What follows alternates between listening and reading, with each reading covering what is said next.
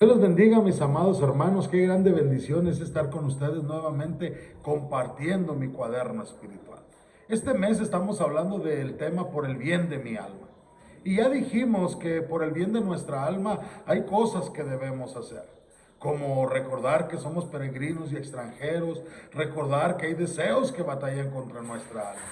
Y esta semana debemos aprender que por el bien de nuestra alma debemos seguir la voluntad de Dios.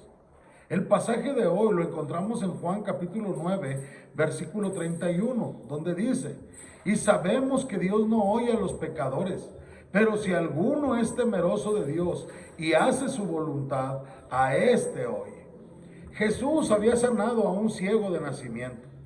Los religiosos judíos empezaron a cuestionarlo y a decirle que el que lo había sanado no venía de Dios. Entonces, aquel que había sido sanado le respondió con nuestro pasaje de hoy.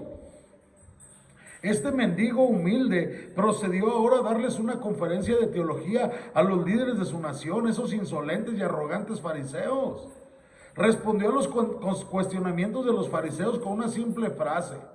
Su premisa principal era que Dios no oye a los pecadores. Job 27:9, Salmo 66:18, Isaías 1:15 dicen esto mismo. Pero también concluyó diciendo: pero si alguno es temeroso de Dios y hace su voluntad, a este oye. Salmo 34:15, Proverbios 15:8, Primera de Pedro 3:12. Su premisa secundaria o su conclusión era que Dios obviamente oía a Jesús porque le dio poder para hacer las cosas de las que no se había oído desde el principio, como abrirle los ojos a uno que nació ciego. Su conclusión irrefutable fue: si Jesús no viniera de Dios, nada como esto podría ser. Los fariseos, incapaces de responderle a esta lógica irrefutable, y enfurecidos porque él presumía que podía enseñarles, recurrieron a una gran cantidad de ofensas personales contra él. Despreciándolo, le dijeron: tú naciste del todo en pecado y nos quieres enseñar a nosotros.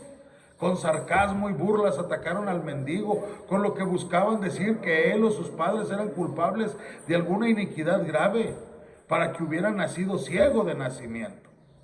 Irónicamente, a pesar de sus palabras de menosprecio, admitieron el hecho de que quien ahora veía había nacido ciego. Antes lo había negado, pero ahora tenían que afirmarlo.